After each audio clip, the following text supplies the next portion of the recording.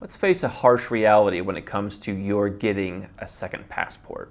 Chances are, if you are a US citizen or from some other Western country, your second passport is not going to be as good as your first passport when it comes to travel privileges. Now, of course, good is subjective, but in this video, I want to implore you to not be a second passport snob.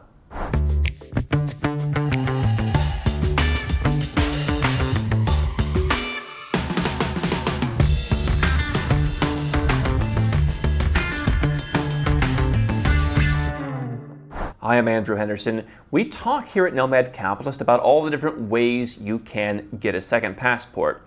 But let's face the reality. For most of us, if you already have one of the world's best travel documents, it's not going to get any better. Here's the exception. You're part of what we call the Lucky Sperm Club, where you qualify for citizenship by descent in one of the European countries. You have an Irish grandparent, you have an Italian great-grandparent, you have a family member who is from Romania. We've helped people get these passports. Just had a friend of mine get his Italian passport, picked it up the other day. What a great feeling he told me that was. So, is an Italian passport better than a US passport? Yeah, I would say it is, and our Nomad Passport Index bears that out. It is statistically a better passport than a US. So if you have a family member from a country like Europe or Canada or something like that, then you have a good chance.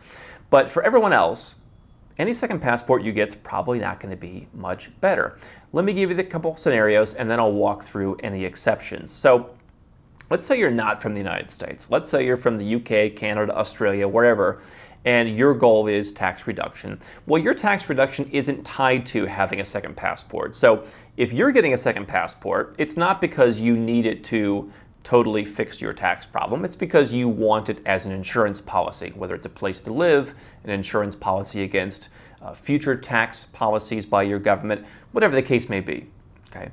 So in that case, if you're not going to be giving up your high quality travel document, my suggestion almost is go for something that is complementary in an alternative way. So I had a friend recently who is British, and he was dating an Armenian. And I said, well, if you guys get married and have a child, you could get an Armenian passport. And what a great compliment to have a Russian-friendly, kind of off-the-radar, more privacy-minded passport in an alternative to your excellent travel document, which is the UK. Because anybody who wouldn't like the UK probably wouldn't have a problem with Armenia. So they're a perfect complement for each other. Even though Armenia is certainly an inferior travel document to a British passport, it's a great complement. And so there's nothing wrong in his case with getting that Armenian passport. If the sands ever shifted and the UK wanted to impose some kind of US-style tax policy, would he renounce as an Armenian? I don't know. I think the Armenian passport will get better over time to where, yeah, in 5 or 10 years, maybe you could. Okay, so that's the first scenario that you want to be aware of. The second scenario is you are a US citizen. Certainly US citizens don't have to renounce their citizenship either. They can certainly go and live overseas, qualify for plenty of tax benefits, but if you just want to cut your ties with the US for whatever reason, then yeah, you would be left with whatever other passports that you have. And chances are none of those are going to be as good as a US passport unless you have that family connection or unless you're going to go through a substantial investment process, whether it's the Portugal Golden Visa, whether it's the Malta Citizenship by Investment, Cyprus Citizenship by Investment. Even with Cyprus, you don't get to go back to the US visa-free.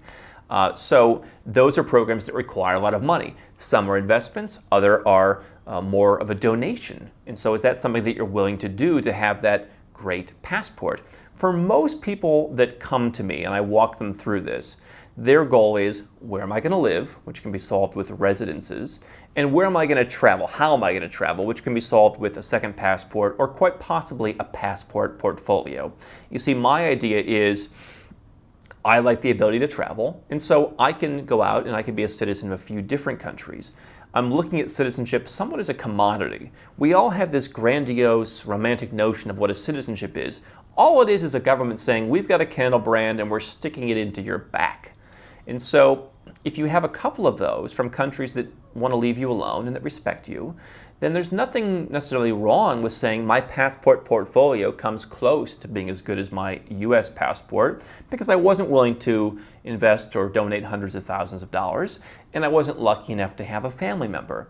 And so if you're looking at how you're going to live in that circumstance, the idea is that you're able to travel on your passport portfolio to most of the countries that you could with your other passport, and you're able to live in the countries where you want to be because you'll get residence permits in those countries. And so when you put all of that together, you'll have pretty much everything that you need and everything that you do want. And so the challenge that I see is sometimes people come because they don't study this as much and they want to get to the end result, which is admirable.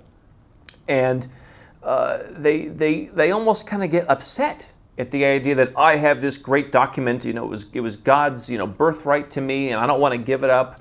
I don't want to become one of these, losers with a passport that only has 132 visa-free countries. I have this good passport, or I'm too good to be Armenian or something.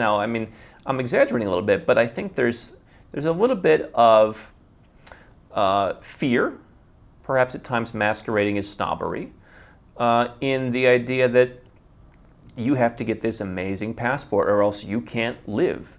What I can tell you is Tier B passports, the passports that get you into the European Union visa-free, the passports that let you travel to a lot of the world, minus a few countries you may be used to traveling to now, for which you would then have to get a visa. Those passports are greatly increasing in value. The countries that issue them are much easier to be a citizen of.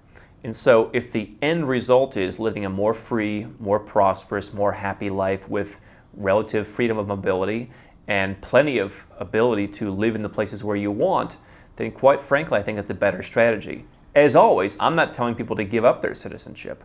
What I'm saying is be open to the fact that you don't have to necessarily have the best of the best to get everything you want. And often you can save a lot of money and stress by accepting that Tier B passport and building your portfolio rather than going for what's quote-unquote statistically the best.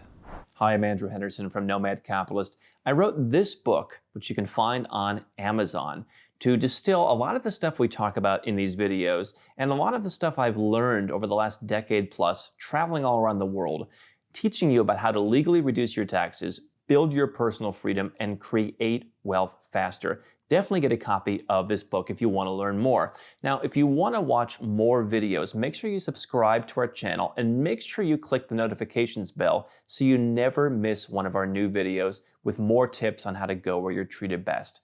And if you're already a 6- or 7-figure entrepreneur and you'd like to put these strategies in place for yourself, go to nomadcapitalist.com and learn about how I can help you.